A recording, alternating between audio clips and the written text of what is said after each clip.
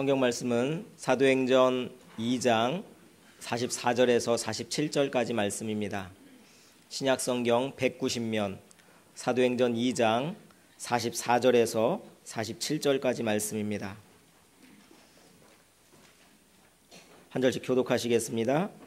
믿는 사람이 다 함께 있어 모든 물건을 서로 통용하고 날마다 마음을 같이하여 성전에 모이기를 힘쓰고 집에서 떡을 떼며 기쁨과 순전한 마음으로 음식을 먹고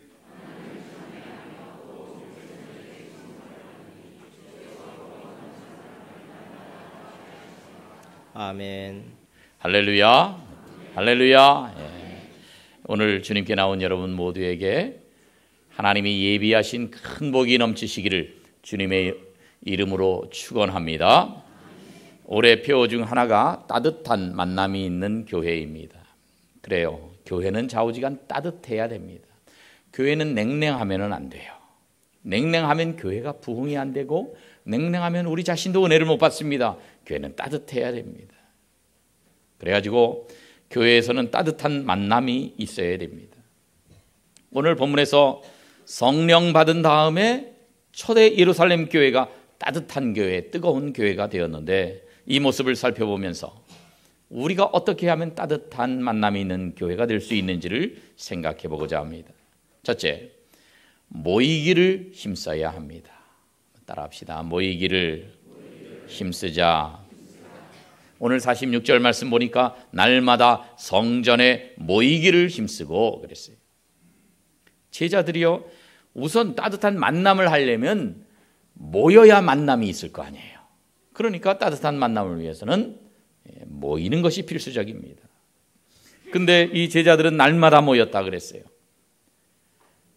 어쩌다가 한 번 모이는 게 아닙니다. 주일날 한 번만 딱 오는 것도 아닙니다. 날마다 모였습니다. 성전에 모이는 것은 이 성령 받은 사람들의 특징입니다. 이렇게 모이면 은혜를 받습니다. 그런데 모이지 않으면 은혜가 떠나가게 되어 있습니다. 이미 받았던 은혜도요, 교회 오랫동안 나오지 않으면 다 은혜가 사라져 버립니다. 모일 때 하나님이 은혜를 주시게 되어 있어요. 성령 강림은 성경에 두 차례 기록되어 있습니다. 한 번은 예루살렘에서 오순절 때 성령 강림이 있었어요. 사도행전 2장 1절에 보니까 그들이 다 같이 한 곳에 모였더니, 다 같이 한 곳에 모였을 때에 그때 성령 강림이 있었습니다. 모였을 때예요. 모였을 때. 또 다른 한 번은 가이사랴의 고넬료 집에 베드로가 가가지고 거기서 말씀을 전할 때에 성령께서 내려오셨다 그랬어요. 그래, 이 사건을 학자들은 가이사랴의 오순절이다 그렇게 부릅니다. 사도행전 10장에 보니까 이때도요, 고넬료가 그의 친척과 가까운 친구들을 다 모아서, 그래서 베드로의 말씀을 듣기 위해서 다 모아놨을 때에 그때에 성령이 내려오셨던 것입니다. 두 번의 성령 강림이 전부 다 모여 있을 때에 이루어졌습니다. 그래요, 하나님은요, 모임을 기뻐하시는 하나님이십니다. 사무엘상 7장에서 보면 사무엘이 온 이스라엘 백성들에게 미스바로 모이라고 명령합니다. 그들이 모여서 기도할 때에 놀라운 은혜가 있었습니다. 그때에 기적이 일어났습니다. 그때에 적을 물리치는 놀라운 승리가 있었습니다. 모일 때에 이런 일들이 있는 것입니다. 그런데 요즘은 개인주의가 발달하다 보니까 점점 잘 안 모여요. 잘 안 모여요. 그래가지고 전에는 영화도 혼자 가는 사람들이 없었고 밥도 혼자 먹는 사람이 없었는데 요즘은 혼자 영화 보는 혼영족, 혼자 밥 먹는 혼밥족, 뭐 이런 혼자만이. 그런데 모여야 됩니다. 그래서 히브리서 기자는 이미 오늘날에 우리에게 미리 말씀합니다. 모이기를 피하는 어떤 사람들의 습관과 같이 하지 말아라. 자꾸 모이기를 피하려고 그러고 안 모이려고 그러고 나 혼자 그냥 집에서 신앙생활하지, 이렇게 하면 안 된다. 모이기를 피하면 안 된다. 오직 권하여 그날이 가까움을 볼수록, 말세가 가까움을 볼수록 더욱더 모여야 된다. 그렇게 말씀하고 있습니다. 모이기를 힘써야 합니다. 모이는 것이 그냥 녹록지는 않습니다. 우리 전부 다 바쁘잖아요. 바쁘다 보면 모이는 시간도 우리에게 적고 모이는 것이 압박이에요. 그냥 여기저기 가야 할 것도 많고 세상에서 우리가 우리의 위치를 지키기 위해서는 다 뛰어야 되는데 시간을 내서 오는 것이 그다지 쉽지는 않습니다. 그러나 여러분, 우리가 어려운 시간을 쪼개가면서 그 바쁜 때에 하나님 앞에 나와서 그 시간을 하나님께 드릴 때에 하나님은 무엇보다도 그것을 귀하게 여기실 것입니다. 모이는 곳에 성령이 임합니다. 모이는 곳에서 기적이 일어납니다. 모일 때에 하나님의 능력이 여러분에게 함께 하실 줄로 믿습니다. 우리가요, 모이긴 모여야 되는데 주일날 한 번만 모이는 것으로는 부족합니다. 왜냐? 우리가 인간이기 때문에 그래요. 우리가 부족한 인간이기 때문에 한 번 모였을 때는 어느 정도 충전이 되는데 조금 지나면 지날수록 방전이 돼요. 주일날은 좀 괜찮은 것 같았는데 월요일 간신히 버텼는데 화요일부터는 영적으로 비틀거립니다. 수요일날이면 흔들흔들합니다. 우리 생각도 흔들거리고 말도 흔들거리고 태도도 그렇고 가정 생활도 그렇고 흔들거립니다. 그래서 수요 예배가 이게 참 좋은 거예요. 그래서 수요일날 나와서 다시 충전합니다. 수요일날 나와서 다시 은혜를 받습니다. 다시 한번 우리를 추스릅니다. 그래서 목요일도 지내고 금요일도 지냅니다. 금요일 밤에 다시 모여서 기도하면서 우리의 믿음을 다시 강화하는 것입니다. 그래서 우리가 계속적으로 새로운 충전을 해야 우리가 힘이 있는 것입니다. 주의 몸된 교회에 우리가 열심히 모여야 돼요. 모이기를 힘쓰는 여러분 되시기를 주님의 이름으로 축원합니다. 두 번째, 예배의 감격을 느껴야 합니다. 예배의 감격을 느껴야 돼요. 오늘 47절 말씀 보면 하나님을 찬미했다 그랬어요. 우리가 따뜻한 만남을 가지려면요, 먼저 내가 하나님께 예배드리면서 은혜를 받아야 가능한 거예요. 내가 먼저 은혜 받아야 내가 따뜻해집니다. 내가 먼저 은혜 받아야 다른 사람들을 따뜻하게 만들 수가 있습니다. 그래서 예배 때마다 우리가 은혜를 받아야 돼요. 어디든지 따뜻한 공동체를 보면요, 그 속에 열정이 있어요. 하나님께 예배하고 싶은 열정이 있어요. 예루살렘 교회 성도들이 그런 열정이 있었습니다. 그러니까 주일날만 모이는 게 아니라 날마다 모였다 그러잖아요. 날마다 열정이 있다 보니까 예배드리고 싶은 열정이 있었어요. 여러분, 예배가 얼마나 중요한지 몰라요. 우리가 이 세상 살 때는 너무나 바쁘니까 매일 매 시간 계속 여기에 있으면서 줄창 예배 드릴 수는 없지만, 그러나 천국에 가면요, 거기서는 계속해서 예배를 드립니다. 매일 매 시간 계속 이어서 천국에서 영원히 지속될 우리의 본업이 바로 예배입니다. 그래서 이 예배가 소중한 줄 우리가 알아야 돼요. 예배 때 마음을 다해서 하나님 앞에 찬양해야 합니다. 예배 때 마음을 다해서 기도해야 합니다.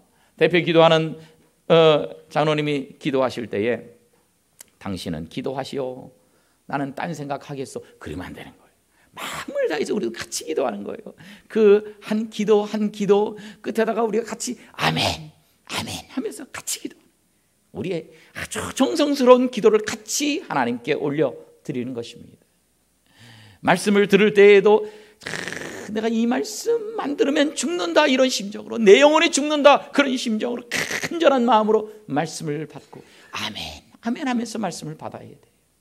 찬양할 때도요, 정말 위대하신 하나님이 내 찬양을 지금 받으시는데 그 하나님의 놀라운 은혜를 찬양하고 싶어 견딜 수 없는 마음으로 찬양해야 합니다. 그럴 때 우리가 은혜를 받고, 그럴 때 예배의 감격에 빠지게 되는 거예요. 딴 생각하고 무덤덤하게 있고 습관적으로 예배드리면 은혜를 못 받아요. 똑같은 자리에 앉아 있어도 어떤 사람은 은혜 받고 어떤 사람은 은혜 받지 못합니다.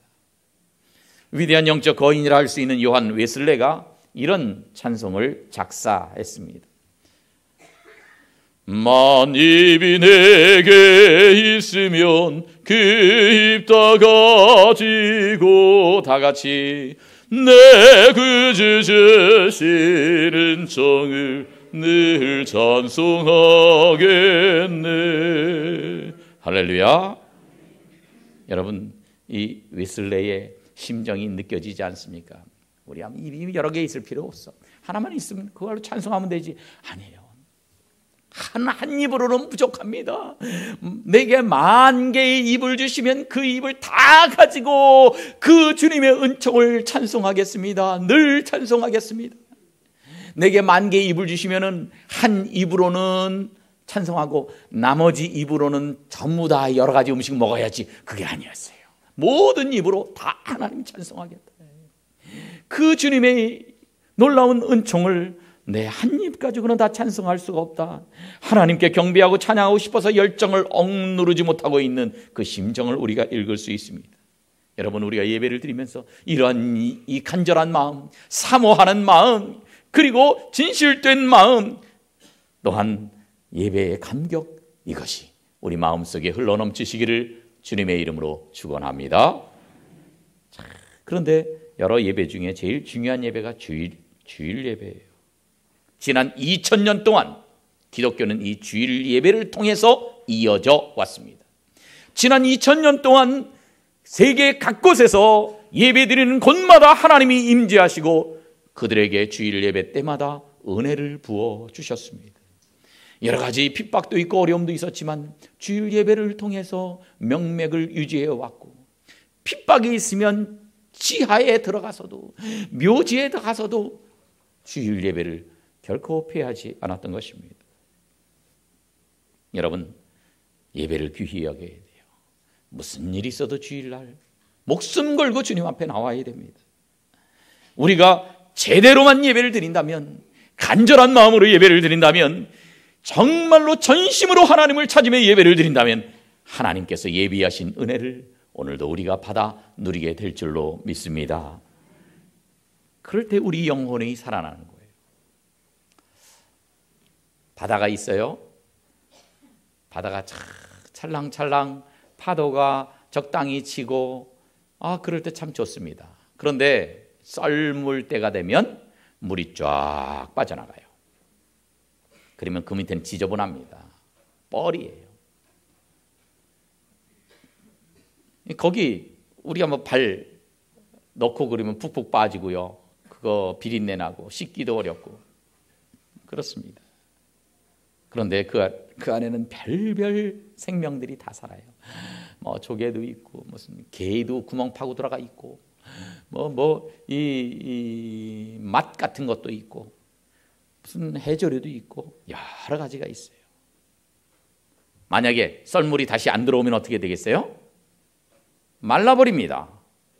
그리고 어떻게 됩니까? 거기 있는 생명 다 죽어버립니다.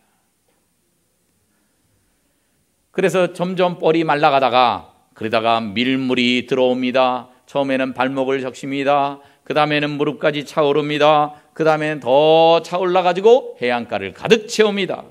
그러면 그 속에 있던 생명들이 다 나오고, 그리고 헤엄치고, 그리고 번식하고, 그러면서 생명의 약동이 이루어지는 것입니다. 그 밑에 지저분한 것들은 보이지 않습니다. 가득 찬 바닷물 때문에. 여러분, 우리도 마찬가지입니다. 예배를 통해서 밀물과도 같은 은혜를 우리가 받게 되는 것입니다. 우리가 예배에 나올 때 세상에서 고생하면서 힘든 세상을 살다가 주님 앞에 나올 때 얼마나 많은 상처를 갖고 나오는지 몰라요, 우리 모두가.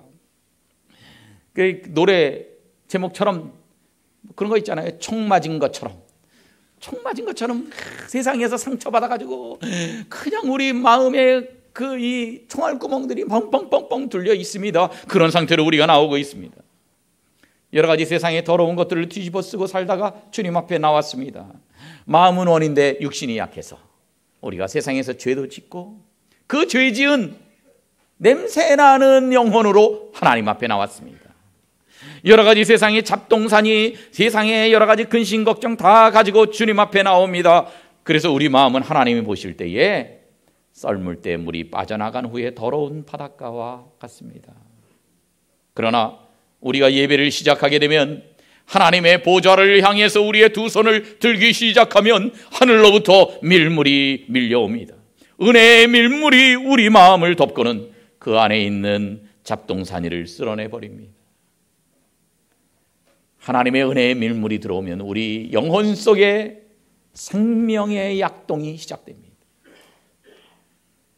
그 영혼의 밀물이 없을 때에 그때 우리 영혼이 메말라는 거예요. 우리 영혼이 메말라가요.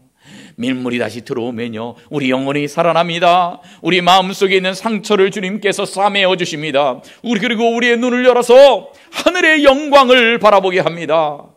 내 마음을 짓누르고 있었던 근심, 걱정, 염려가 조용히 물러갑니다. 우리가 마음껏 하나님을 찬양하면서 정말로 영광스러운 하나님의 자녀답게 변화되는 순간이 바로 은혜의 밀물이 밀려 들어오는 그 순간입니다. 사랑하는 성도 여러분, 예배를 드릴 때마다 졸면서 예배 드리고, 예배 드릴 때에 아무 생각 없이 그냥 습관적으로 예배 드리는 것이 아니라 예배 드릴 때마다 간절한 마음으로 예배 드렸어요.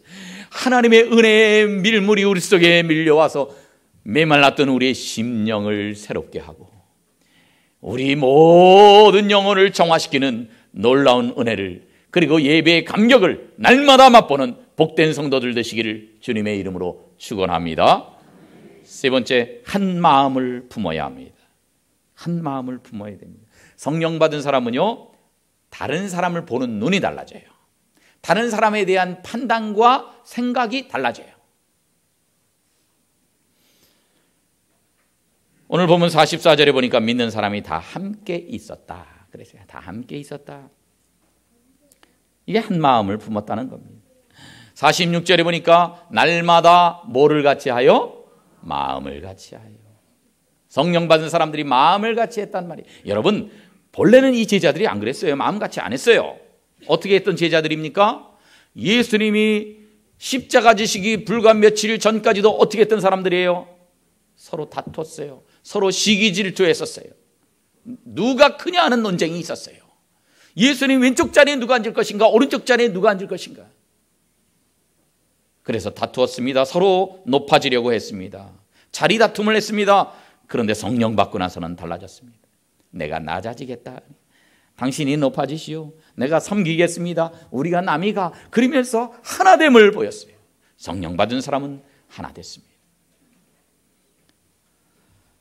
성경은 우리에게 그렇게 권고합니다. 빌립보서 2장 1절 이하의 말씀을 보니까 이런 말씀이 있어요. 조금 길지만 함께 읽어보겠습니다. 시작. 그러므로 그리스도 안에 무슨 권면이나 사랑의 무슨 위로나 성령의 무슨 교제나 긍휼이나 자비가 있거든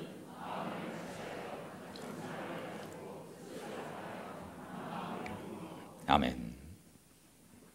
너희들이 뭐 권면을 한다고, 뭐 교제를 한다고, 긍휼을, 자비를, 이런 사역을 한다고 하는데, 그런 사역을 할 때 기본적으로 깔려 있는 게 있어야 된다. 그게 뭐냐? 마음을 같이 하는 것이다. 그렇게 말씀합니다. 마음을 같이 해라. 그 다음 말씀들은 다 비슷비슷해요. 마음을 같이 해라. 같은 사랑을 가져라. 뜻을 합해야 된다. 한 마음을 품어야 된다. 다 그 말씀이 그 말씀이에요. 반복되는 건 뭡니까? 강조입니다. 꼭 그렇게 해야 된다는 거예요. 우리가 어떤 사역을 하든지 다양한 사역을 할 때의 기본적인 자세가 같은 마음을 품어야 된다. 한 마음을 품어야 한다 하는 것입니다. 따라하겠습니다. 한 마음을 품읍시다. 옆에 있는 분과 그렇게 인사하겠습니다. 시작. 한 마음을 품읍시다. 한 마음을 품어야 돼요. 변화된 성도는 한 마음을 품는 것입니다. 기러기는 철새예요. 먼 거리를 날아가야 됩니다. 날아갈 때는 꼭 이렇게 V자 형태로 날아갑니다. 이렇게 날아가면 맨 앞에 있는 기러기는 뭐 별 큰 도움 받는 건 없지만, 그러나 그 다음에 따라오는 기러기들은 앞에 기러기의 그 날갯짓에 의한 기류 때문에 도움을 받아요. 그래서 힘이 덜 들어요. 그래서 훨씬 긴 거리를 날아갈 수 있어요. 똑같은 힘 가지고. 혼자 날아가면 그렇게 못 가요. 그런데 이 맨 앞에 있는 기러기가 힘들고 지치면 그 기러기는 V자의 맨 끝으로 가고 또 다른 기러기가 맨 앞에 가서 이렇게 교대하고, 그 기러기에 지치면 또 교대하고, 이렇게 하면서 계속 대형을 유지해서 날아가게 되어 있습니다. 그리고 그냥 날아가는 게 아니라 뒤에 있는 기러기가 막 날아가면서 그 막 그 소리를 질러요. 끼라. 왜 그런지 아십니까? 앞에 있는 기러기가 힘들기 때문에. 그 기러기에게 힘을 내라고 격려해 가면서, 그래서 그 응원 소리를 듣고 더 힘을 내서 날갯짓을 하고, 그래서 서로에게 도움을 주면서 이렇게 날아가는 것입니다. 혼자 날아가는 것보다 같이 날아갈 때 굉장히 시너지 효과가 있어요. 그래서 이렇게 우리가 그 기러기, 미물인 기러기도 한 마음이 돼서 같이 날아가면서 서로에게 도움을 주는데, 만물의 영장인 우리, 하나님의 영상을 가지고 있는 우리가 더더욱 그래야 하지 않겠습니까? 우리가 한 마음을 품어야 돼요. 우리가 하나가 되어서 단결해서 하나님의 나라를 건설을 위해서 이렇게 이 일정한 대오를 이루고 계속해서 전진해 나가야 될 줄로 믿으시길 바랍니다. 예수님은 우리가 하나 되기를 원하십니다. 요한복음 17장을 보면 십자가를 지시기 전에 예수님이 기도하신 기도 가운데 이런 기도가 있어요. 우리와 같이 그들도 하나가 되게 하옵소서. 그들이라는 건 좁게는 12제자예요. 넓게는 예수님 믿는 사람들입니다. 예수님의 간절한 소원이 무엇입니까? 내 사람들이 하나가 되게 하옵소서. 하나가 되게 하옵소서. 그게 예수님의 간절한 소원이에요. 그래서 십자가 지시기 전에 마지막으로 그렇게 하나가 되기 위해서 열심히 기도하신 것입니다. 그래서 여러분, 성령님은 우리를 하나 되게 하십니다. 그런데 반대로 마귀는 우리를 분열시킵니다. 악한 영은 우리를 파당을 짓게 합니다. 성령은 우리를 하나 되게 하신다 그랬어요. 그래서 에베소서 4장을 보니까 평안에 매는 줄로 성령에 어떻게 하신 것? 하나 되게 하신 것. 성령인 하나 되게 하신 것. 성령인 우리가 하나 되게 하신 것. 그냥 우리 교회만 하나 되는 게 아니라 다른 교회들과도 하나님 보실 때 다 하나님의 교회들인 거냐? 다른 교회들도 다 하나 되기를 원하시는 거예요. 성령님은 하나 되게 하십니다. 그런데 마귀는 오히려 반대로 그것을 방해합니다. 분열시킵니다. 그래서 교회 안에서도 고린도 교회처럼 파당이 일어나서 갈라지게 만듭니다. 그리고요, 교회들 간에 서로 돕고 연합하고 필요 없어요. 아유, 우리 교회만 잘 되면 저 교회는 망하거나 말거나 그런 생각을 넣어줍니다. 성령은 하나 되게 하시는 거예요. 하나 되게. 사도행전 1장 14절을 보면 더불어 마음을 같이하여 기도에 힘썼다. 마음을 같이하는 것이 중요합니다. 고린도 교회는 은사를 많이 받은 교회였는데 4개의 당파가 생겨가지고 늘 서로 싸우고 서로 비판하고 막 그랬어요. 그 교회를 향해서 고린도전서 1장에서 뭐라고 말씀합니까? 모두가 같은 말을 하고 너희 가운데 분쟁이 없이 같은 마음과 같은 뜻으로 온전히 합하라. 그 비슷한 말씀이 5번 반복되고 있어요. 같은 말을, 분쟁이 없어야 된다. 같은 마음을 품어라. 같은 뜻을 온전히 합하라. 얼마나 고린도 교회에 이것이 중요했으면 이렇게까지 반복해서 말씀하겠습니까? 고린도 교회뿐만 아니라 오늘날의 모든 교회들에게 주님께서 하고 계신 말씀입니다. 모두가 같은 말을 하라. 너희 가운데 분쟁이 없어야 된다. 같은 마음을 품어라. 같은 뜻으로 온전히 합하라. 새해에는 우리 교회 성도 모두가 한 마음이 되고 같은 뜻을 품어서 하나님이 주신 사명도 아름답게 완수하고 따뜻한 만남이 있는 교회를 이루어 가시기를 주님의 이름으로 축원합니다. 마지막으로 교제를 나누어야 합니다. 42절 말씀을 보면 조금 특이해요. 같이 읽어볼까요? 시작. 그들이 사도의 가르침을 받아 서로 교제하고, 아멘. 여기 보니까 교회에서 하는 여러 가지 사역들이 나오고 있어요. 사도의 가르침을 받아서 말씀의 교육을 받는 겁니다. 이거 중요한 겁니다. 그 다음에 교제 다음에 나오는 게 떡을 떼며, 이건 성찬식이에요. 중요한 겁니다. 오로지 기도하는 거, 기도도 참 중요한 일입니다. 그런데 이 중요한 일과 똑같은 반열에 올라 있는 것이 교제라는 거예요. 우리는 그렇게 생각합니다. 말씀 배우는 건 중요한 일인데, 기도하는 건 중요한 일인데, 그런데 뭐 교제야 뭐 해도 되고 안 해도 되고 그렇게 생각을 하는데 아니라는 거예요. 이게 다른 것과 동일한 수준에서 중요한 거라는 겁니다. 그래서 우리는 정말로 교제하는 일을 중요하게 생각해야 돼요. 이 거룩한 교제, 아름다운 교제, 하나 되게 하는 교제, 따뜻한 이 마음을 품고 서로 하는 그런 교제가 있어야 됩니다. 그래서 화목해. 가정도 화목해져야 되고요. 구역도 화목해져야 되고, 남전도회, 여전도회도 화목해지고, 교육부서도 화목해지고, 우리 전체가 화목해져야 돼요. 잠언 17장을 보면 그런 말씀이 있습니다. 마른 떡 한 조각만 있고도 화목하는 것이 집에 고기 반찬이 가득하고도 다투는 것보다 낫다. 요즘식으로 말하면 돈 많이 있는 집인데 맨날 싸우는 집보다는 차라리 돈은 많이 없어도 화목한 집이 낫다, 그 말씀이에요. 여러분, 가정도 그렇고 어떤 모임도 마찬가지예요. 화목한 것이 중요한 것입니다. 신재덕 MDS 사장이 쓴 팩토리얼 파워라고 하는 책이 있어요. 이 책에 소개된 이야기 가운데 이런 얘기가 있어요. 그 유명한 버클리 대학에서 쥐를 가지고 실험을 했어요. 그래서 먹이는 똑같이 줬어요.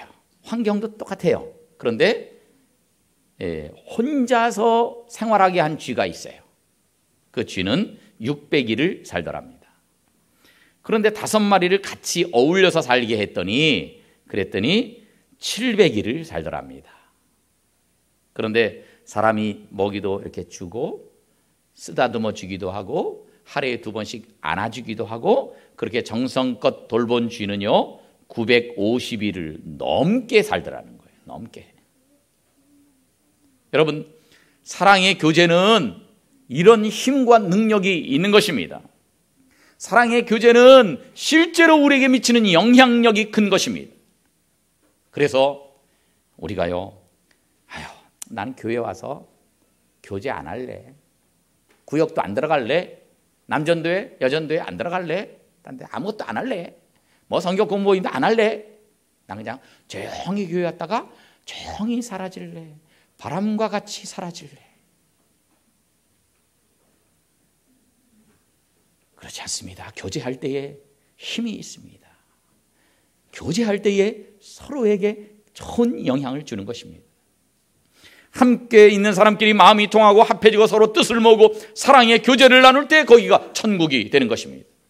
그래서 우리가 진짜 천국 가기 전에 이 세상에서 천국을 맛볼 수 있도록 교회 안에서 우리를 불러 모으신 것입니다. 그런데 실제로는 사람들하고 가까이 하면 좀 문제가 있어요. 제일 가까이 했을 때 제일 먼저 발생하는 문제가 입냄새가 난다는 거예요. 그리고요, 전에는 몰랐는데 그 사람의 단점이 보이기 시작합니다.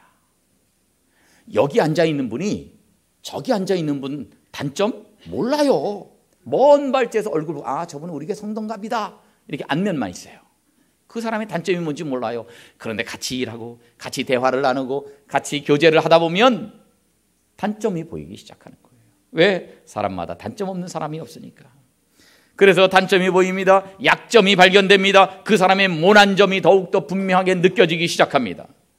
교제하려고 다가가다 보면 그 사람의 날카로움이 있고 또 나의 날카로움이 서로를 찔러요. 아이고 아파라. 내가 이럴 줄 알고 내가 교제 안 한다 그랬지.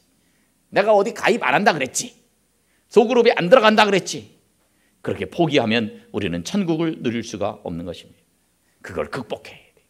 그걸 극복해내면 되는 거예요. 그 고비를 넘겨야 되는데 고비를 못 넘기면 교제에 실패하는 것입니다. 마음 문을 열고 서로에게 다가가십시오. 처음에는 어려운 점도 있고 처음에는 찔리기도 합니다. 그 단계를 넘어서십시오. 참다 보면 나도 깎이고 상대방도 깎이는 거예요. 그러면서 서로를 이해하는 순간이 되면 그때에 이것이 참으로 진정한 천국이구나, 그것을 깨닫게 되는 것입니다. 다음 그림이 여기 어디냐면 거제도의 몽돌 해수욕장이에요. 몽돌이 뭐냐? 다음 그림을 보면 돌들이 전부 다 동글동글한 돌들이에요. 그런데 이제 이 백사장 모래가 쫙 있어야 되는데 여기는 이제 몽돌들이 쫙 깔려 있다 그래서 몽돌 해수욕장이에요. 근데 여기는 이런 거 있는 게 아니라 보석도 있어요. 잘 찾아보면 다음 그림처럼 이런 보석이 나와요. 하얀 거는 다이아몬드 원석 같기도 하고 파란 거는 이게 사파이어인지 비추인지 하여튼 뭐 이런 게 있어요. 그래서 이게 보석인 줄 알았더니 알고 보니까 하얀 거는 깨진 음료수병이고 파란 거는 깨진 소주병 조각이에요. 그런데 이런 게 처음에는 깨지면 얼마나 날카롭습니까? 이거 쓱 스치고 그걸 밟으면요, 그냥 그 큰 상처를 입어요. 당뇨 걸린 분이 이거 밟고 여기 염증 생기고 당뇨 걸린 분들은 그렇게 되면 치료가 좀 잘 안 되거든요. 잘못하면 팔을 잘라야 될지도 몰라요. 이렇게 심각한 상처를 주기도 하는 게 깨진 병들입니다. 그런데 파도가 샥 왔다가 갔다가 이렇게 하면서 돌들끼리 서로 굴러다니면서 서로를 마모시킵니다. 그 안에 들어가 있는 이런 날카로운 유리병 조각도 자꾸 마모가 됩니다. 날카로운 부분들이 점점 닳아 없어지면서 동글동글해집니다. 그래서요, 남들을 찌르지 않아요. 오히려 처음에는 찌르고 상처 주는 이런 병 조각이 오히려 나중에는 보석으로 보일 정도로 그렇게 아름다운 모습으로 바뀌어져 가는 것입니다. 우리도 마찬가지예요. 우리도 다 죄인 아닙니까? 다 문제 있는 사람 아닙니까? 다 성격적인 결함이 있고 거친 형상들을 우리가 갖고 있지 않습니까? 그런데 우리가 이렇게 깨진 소주병 조각같이 남들에게 상처를 주고 맞닿으면 서로 찌르게 되어 있지만 같이 어울려서 교제하고 서로 기도해주고 선한 영향을 끼쳐주고 서로 어루만져주고 그리고 이렇게 위로하다 보면 둥글둥글해지고 아름답게 보석과 같은 모습으로 변화되는 것입니다. 중요한 것은 잘하다가 부딪히면 안 됩니다. 많이 깨진 부분이 동글동글하게 됐는데 또 세게 딱 돌하고 부딪혀버리면 또 깨져요. 또 깨지면서 또 날카로운 부분이 생깁니다. 그거 가지고 또 찌를 수 있습니다. 그래서 우리는 부딪히지 말고 어루만져 주어야 됩니다. 교회는 바로 그런 곳입니다. 수많은 죄인들이 모여 있는 곳이에요. 그러나 우리는 죄인들이지만 오랫동안 서로 쓰다듬어주고 기도해주고 어루만져 주다 보면 어느덧 깨진 병도 비치처럼 아름다운 보석으로 변화되는 것입니다. 그럴 때 우리가 서로를 보면서 야, 이곳이야말로 천국이구나 그렇게 고백하게 될 것입니다. 이런 사랑의 교제가 여러분들 가운데 충만하시고 우리가 따뜻한 마음, 그 따뜻한 마음 가지고 그렇게 그 따뜻한 만남을 가지는 교회가 되어야 됩니다. 교회에 처음 나오는 새 신자가요, 그 교회에 남는 이유는 무엇인가? 그거는요, 따뜻한 사랑의 분위기 때문에 그렇습니다. 여기는 말씀이 좋아, 여기는 체계적인 훈련이 있어. 새 신자에게는 그게 중요하지 않아요. 따뜻해. 그런데 교회 나오니까 모든 교인들이 나를 째려본다. 부담스러워서 무서워서 못 나와요. 따뜻하게 그렇게 사랑으로 대해줄 때에 여기 계속 있고 싶어 하는 것입니다. 성장하는 교회와 그렇지 않은 교회의 제일 큰 차이점이 사랑의 교제가 있는가 없는가, 바로 그것입니다. 이런 귀한 사랑으로서 모두를 서로 끌어안고 돌보고 기도해 줌으로써 정말 아름다운 교제가 가득하고 따뜻한 만남이 있는 교회를 이루어 나가는 복된 성도들 되시기를 주님의 이름으로 축원합니다.